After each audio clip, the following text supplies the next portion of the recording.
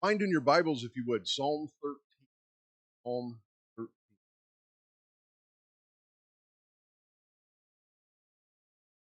Today marks the 21st anniversary of the attacks that took place 11th, 2001. Four planes were hijacked by terrorists. Three reached their mark.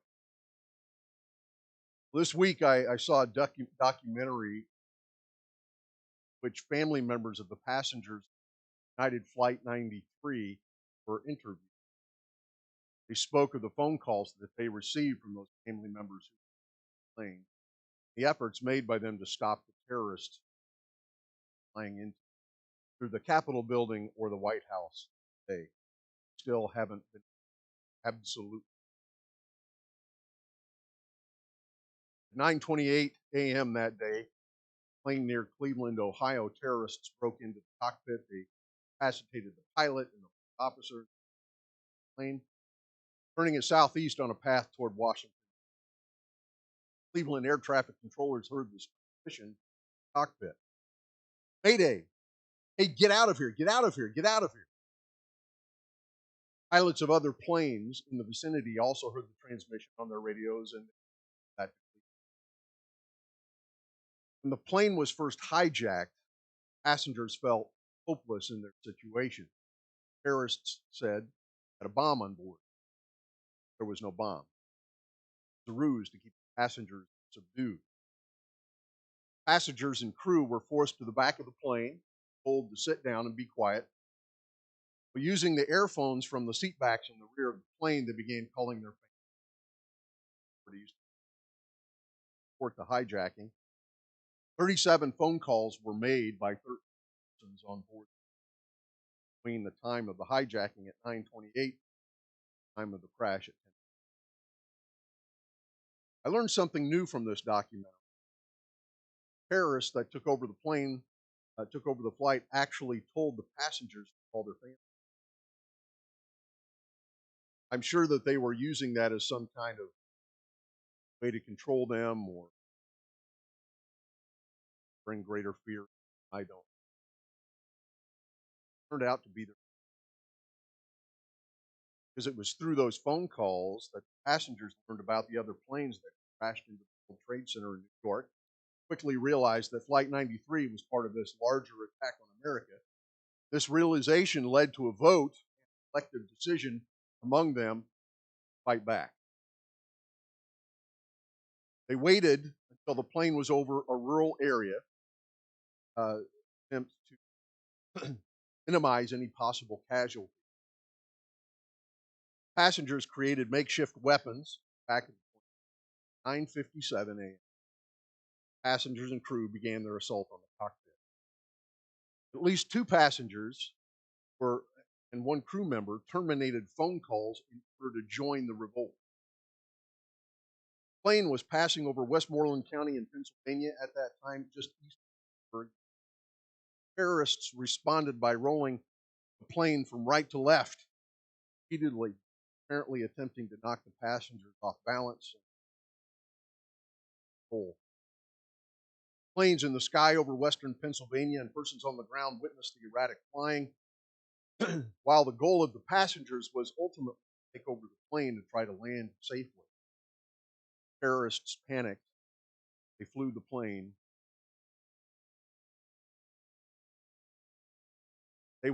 These passengers went from feeling hopeless and unsure of what to do, making the decision to attack the terrorists. While they didn't achieve the goal to take back the plane, they did stop the terrorists, gave their lives to do so. Their actions saved countless lives on the ground, averted what would have been an even greater blow to the United States of America by attacking the White House. You know, through circumstances of life, we face difficulties, we face hardships that can make us feel hopeless. It can discourage us. It can make us feel despair. It can make us despondent. Times we've been brought so low that we just lose hope. things that are going on. You will feel at times abandoned or rejected or alone, lost.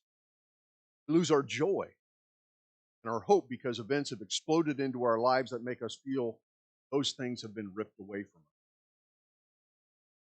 Young David, man of faith, his life was very much centered on God. He'd been chosen and ordained by God to become Israel's king, but Saul was yet still king. David believed that he would be elevated to the throne in God's timing, and until then, he would honor and he would serve Saul as his. Saul grew mad with jealousy of David. And ironically, Saul's anger and jealousy, as they raged, it was David's music that actually soothed Saul.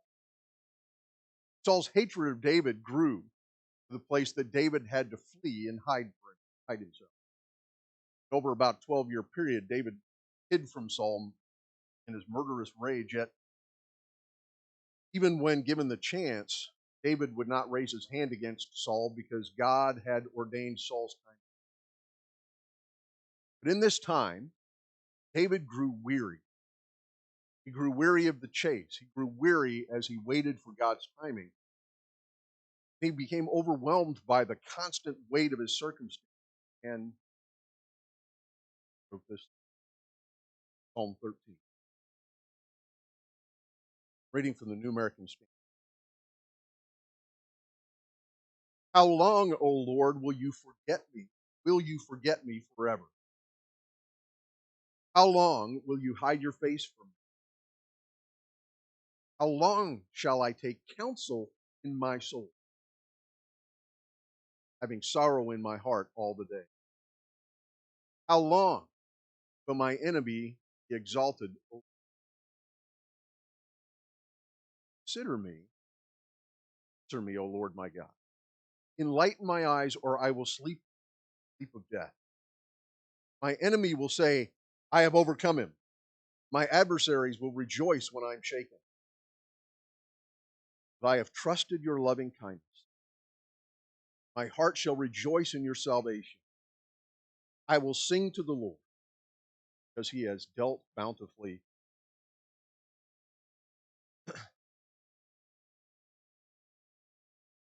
There are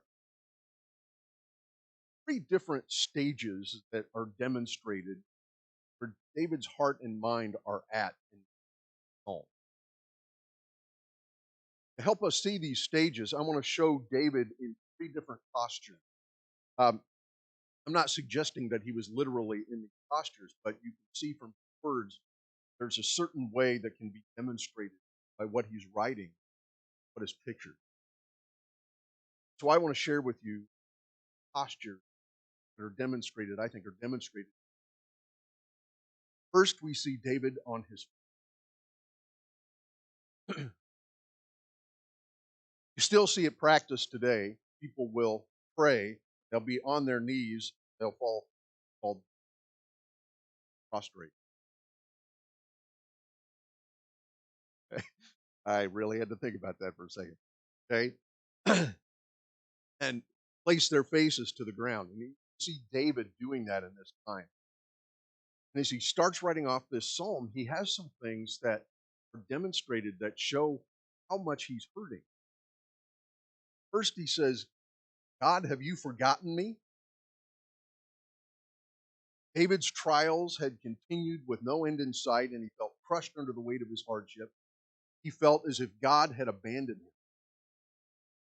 So he was overwhelmed. John Stewart wrote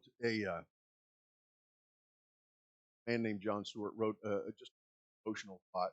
I wanted to share this with you. First starts out by quoting Psalm 20. My God, why have you forsaken me? Why are you so far from saving me?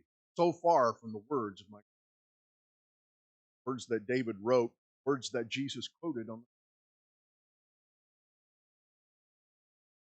John wrote that there was a time in his life when I actually felt forsaken by God. It happened when I was a teenager. My mom had just had another schizophrenic episode. and the paramedics came to take her away in an ambulance. Well, she was violently cursing out of her mind. Our neighbors were at their windows. Some were praying inwardly while others were shaking. They felt embarrassed, angry, and sad all at the same time. I fell to my knees and I started to weep in front of my dad and my siblings. I wailed, "Why is this happening to us? Why doesn't God do something to?" For me, it was the lowest point of my teenage life, and that deep despair set me off on this self-destructive course. Alcoholism and decades later, I can still feel that pain, but I also know that God was there in the midst of all my family's distress. He heard the cry of my heart, and I feel that because of the suffering our family endured, I can actually help people better in the midst of their own. Perhaps you're going through some trouble today, or you feel isolated and vulnerable, or there's some pain in your life that's deeply affecting your relationship with others and God. From my experience, I believe that God is at the heart of your trouble, walking with you, willing to help you get through. We all can feel forsaken at times. It's like Jesus on the cross when he quoted these. We are never hopelessly abandoned by God. He is with us always, planning what lies ahead. That was the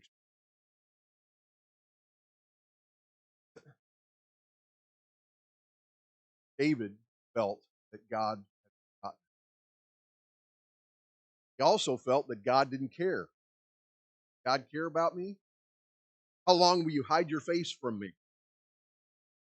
The, the feeling of abandonment will inevitably come this belief that no one. David felt that God had forgotten him. It led him to think that God didn't seem to care about the hardship he was going through. I wonder, as you've raised your kids and maybe even grandkids experienced with, if they ever gotten in trouble when they come to you, maybe seek forgiveness for what they've done. Have they ever said anything like, "Still love me"? There are times that kids have done that. Of course, the answer is yes, I love you. I still love you, and I'm not going to stop loving you. Even if I'm upset with you, even if you get in trouble, I haven't stopped loving you. Well, David just felt like God didn't care. Still love me? You know, even as Christians, we believe that God should quite often remove my burdens. There isn't one person, Christian or not, that wants to have cancer, diabetes, their eyesight, lose their hearing, have to do dialysis, or have a bad back, or lose their job, or have financial trouble, being able to afford health insurance, have their marriage end, lose a loved one. We go through hardship. It's a temptation to believe God has forgotten us.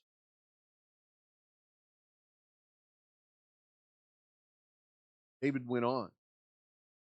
He even said, essentially, God, you've forgotten me. I feel like you've forgotten me, like you don't care about me. So I'm going to rely on myself. Verse 2, better translations that David is. Hebrew word there means plan. He was making plans. He was taking counsel with himself to make plans. He began to take his own counsel and make his own plans because he felt that God had forgotten him, didn't care. David's son Solomon would later write a powerful truth in one of his Proverbs, in Proverbs chapter 5 and 6. Trust in the Lord with all your heart and lean not on your own understanding. In all your ways acknowledge him and he will. These words may have been written after David's life on earth was over, but he knew this truth. He was struggling with it. What happens when we try to work things out on our own understanding? Verse 2 answers it. We have sorrow in our heart all day long. Sorrow, frustration, worry, they become constant companions. So Max Lucado known in his writing.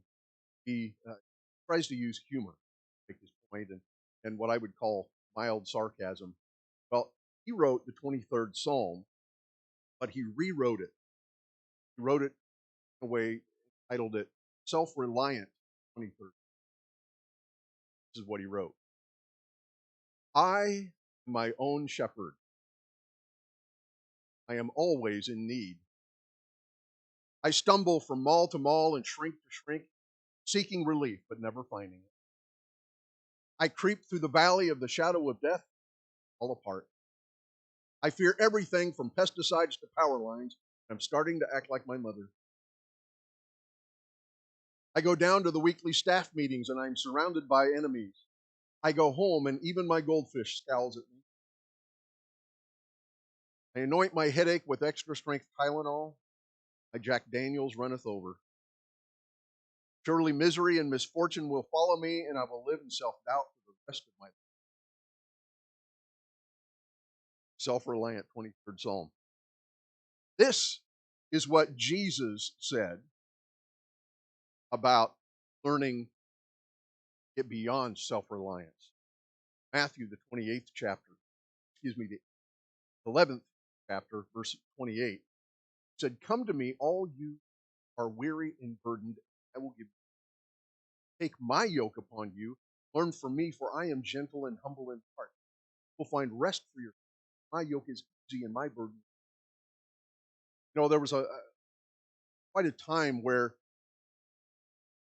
fully grasping Jesus' meaning here was difficult. Until I finally learned that yoke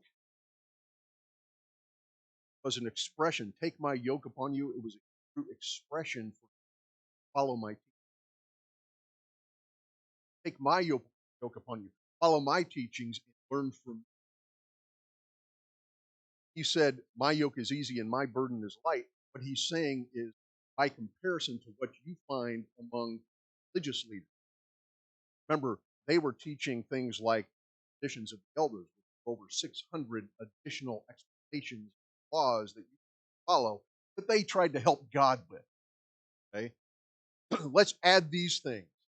And Jesus told them, confronted them multiple times about the extreme nature in which they were forcing these on people, things that they themselves weren't even able to follow. Gives them this picture: take my yoke upon you, gentle and find rest for you. My yoke is easy. Follow my teaching. Learn from me. What did Jesus do? And his burden was? Where do we find him time and time and time again?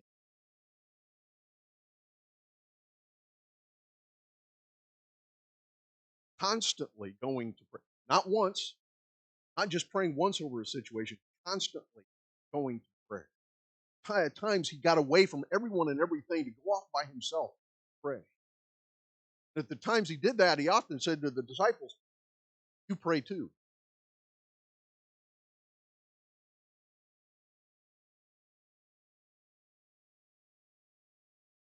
What Jesus is telling us in this passage, not pray to me. I'll take your circumstances away. Through that prayer, it's through his word, it's through following his learning from him that we find ourselves being. Circumstances may trust in burden, put the burden on. We can find hope in the midst of that. Putting that in, not easy. We have to learn to leave our burdens with the Lord, to lean on his understanding and trust that he take away.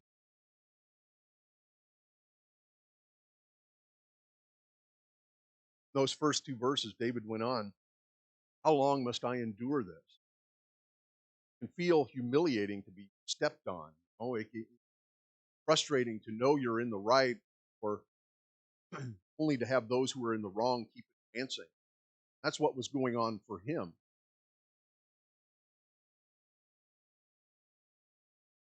Last night, I read a news article. In Chicago, a woman, her 5-year-old daughter were walking. A man started shouting at them. He offered to buy the 5-year-old girl from her mother.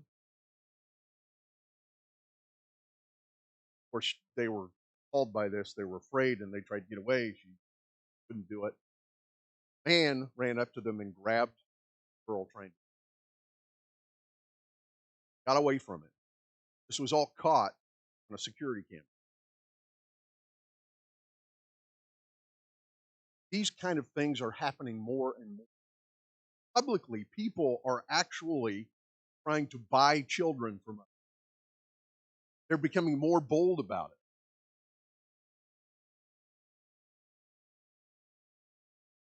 We have a nation that more and more morally, particularly when it comes to the sexual issues, is becoming more and more dark. We've actually had people giving news reports that have actually come out and given support to this kind of behavior. We often call that person that does something like that a pedophile.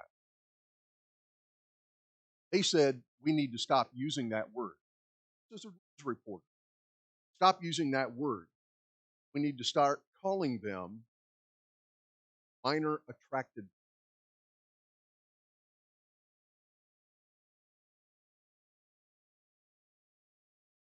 This is not a behavior that we should accept. This is not a behavior that we should mainstream. This is not okay. And we have people in position who have begun to accept this behavior.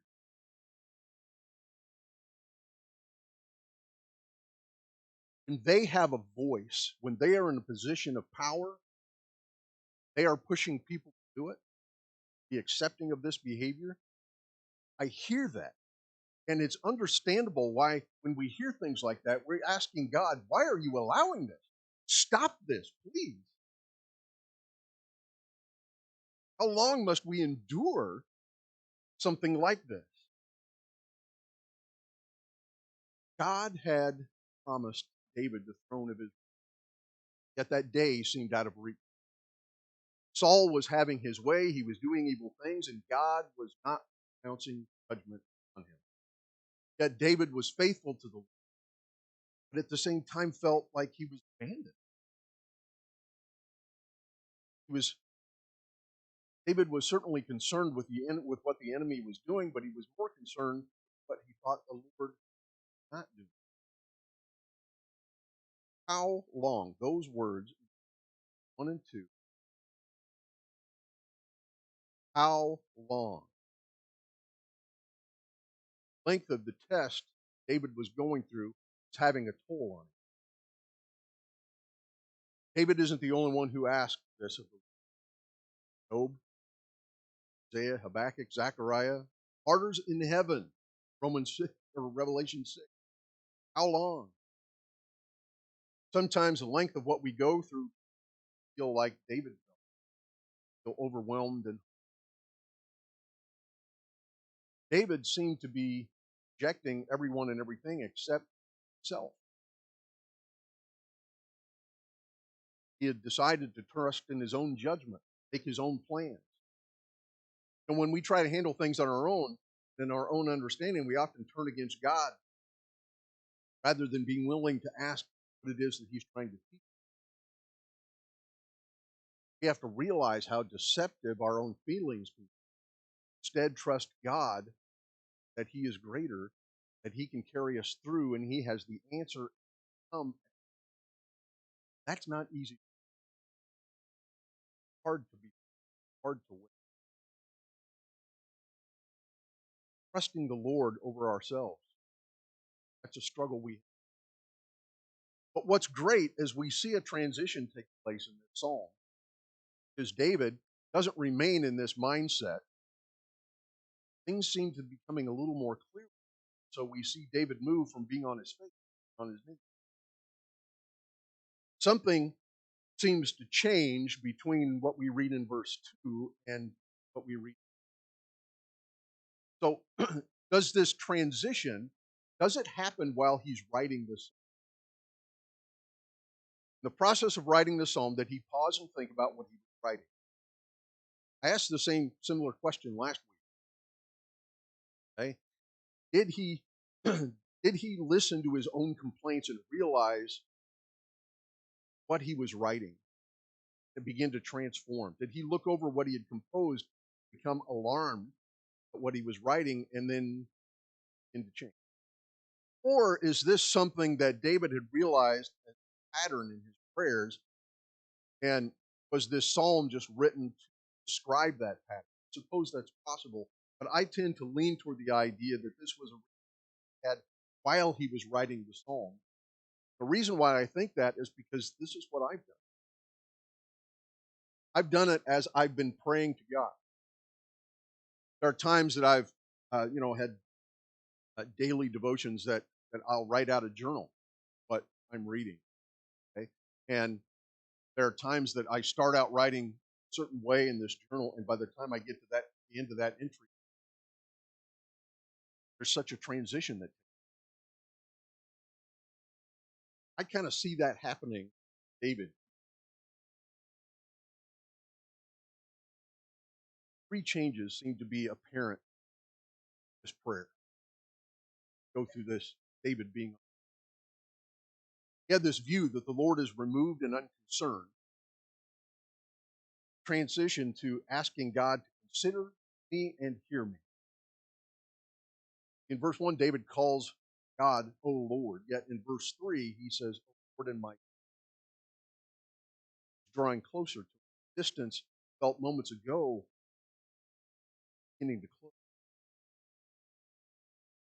Another transition is that instead of the hopelessness and distress he felt as he tried to work things out on his own, he is now asking the Lord for help, strength. He asks him to enlighten his eyes, to give light to my eyes, cause them to shine.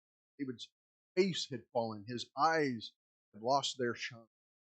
Longed for God's brightness to be reflected in his eyes again. You know, our face and our eyes often reflect that we're in a time of trial, feel overwhelmed. David was asking for that to be. The third picture of it is that instead of worrying about his enemies and feeling frustrated at their success against him, he now releases his sword, lets him.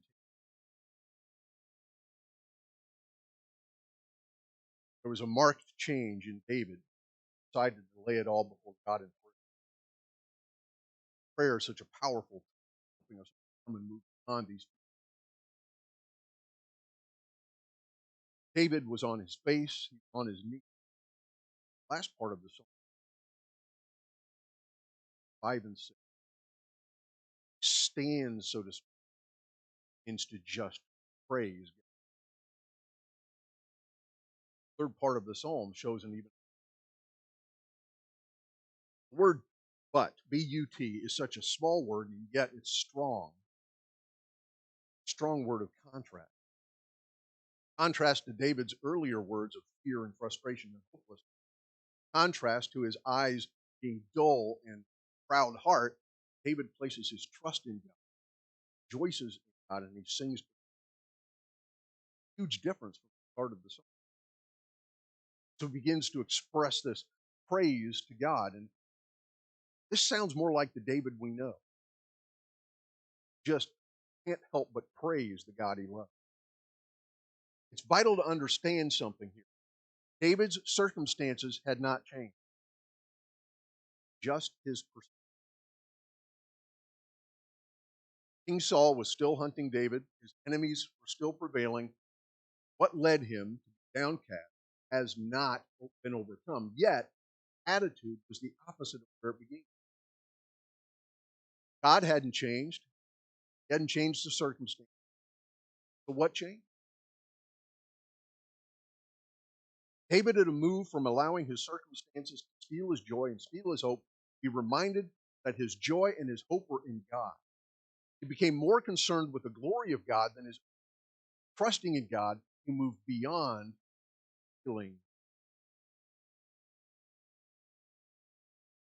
David wrote this, felt defeat.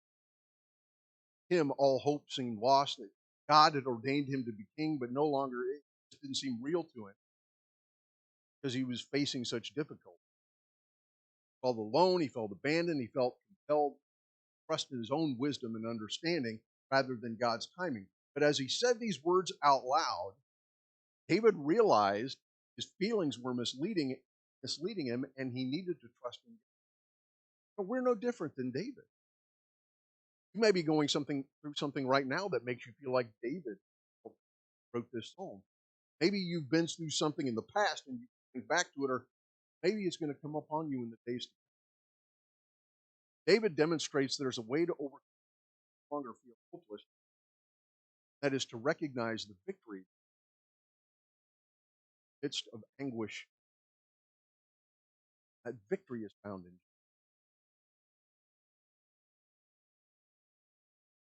I might recognize this iconic photo. I wonder if you know its backstory. After the attacks in New York, rescue workers flocked to the area to save as many as could be saved. In the course of events, a young firefighter saw an American flag on a boat in water. The boat was called the Star of America, and it belonged to a husband and wife who had migrated to America. At the rear of the boat was a flagpole and had been damaged in the attack. The flag and the rigging were hanging off of it. The firefighter took the flag and the rigging. He grabbed a couple of other firefighters, and they found a place to raise the flag that day. For those men, it was a sign of hope coming together. A photographer was nearby. They started to do this and began snapping pictures. It became a symbol of hope and unity across America. That flag was used 12 days later at a ceremony at Yankee Stadium. Some notable politicians and others signed it. The ship that was sailing out of New York and off to the Gulf War and asked to bear that flag as they left the harbor. The flag was delivered to them, that ship. Sometime later, that Greek couple, that the flag came from their boat, they asked if the flag could be returned to them so they could donate it to them. Well, after authenticating their identities, the flag came to them. However, what was delivered to them was not the right. It had all the right signatures on it, signatures from Yankee Stadium. It was the flag that flew on the ship, but it wasn't their flag. It wasn't the iconic flag from 9/11. Flag from their boat, the Star of America, was only a 3x5 flag. Flag that they received was so much larger that it would wrap around both of them. And it was the flag used at Yankee Stadium and it was the flag used. In other words, the flag at Yankee Stadium and the flag on the ship wasn't the flag from that. Through investigation, it was learned that the 9/11 flag actually disappeared on the same night it was hoisted. It had been taken down sometime between dusk and midnight. It was. No one knew where it was. Well, they did a documentary of the investigation. And after its showing, there was a man who had seen the documentary. He went to his local fire department in New York and he gave them a bag containing the rigging and the flag. The man was a former Marine, he said. The flag, he said, had been given to a family member in a memorial service, someone who died on 9/11. What they believe happened is that there were so many bodies being out of there. That was a bit. Well, through extensive investigation, it determined the flag, this Marine returned was indeed the 9/11 flag. That flag has now been donated. Do you understand? Or the symbol of that flag is a symbol of hope. Jesus is more than a symbol of hope. He is our hope. What looked like defeat is our victory. What looks hopeless becomes hope beyond hope. Because our victory is not found in the circumstances. Our victory is found in trusting in His plan, trusting in His timing, trusting in His promises, trusting in His salvation. That's how we find hope.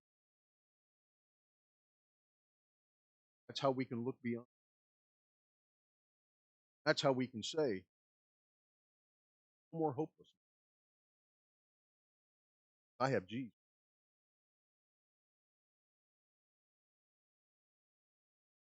Maybe going through something right now where he has an opportunity. We're going to sing a song, and if you'd like to come up and ask for prayer, we'll pray with you. But I want you to keep this, as always. Learn to practice. I'm not saying you don't. Get more practice down. You can't practice enough. Turning to the Lord, learning to trust in Him, all the circumstances. I do not stand up here telling you this because I figure. I'm telling you this because it's what the Word of God has told me. I hope someday I'm as good at it as you are. I'm just reminding us of what God has given. Trust in God. Bear your burden light placed upon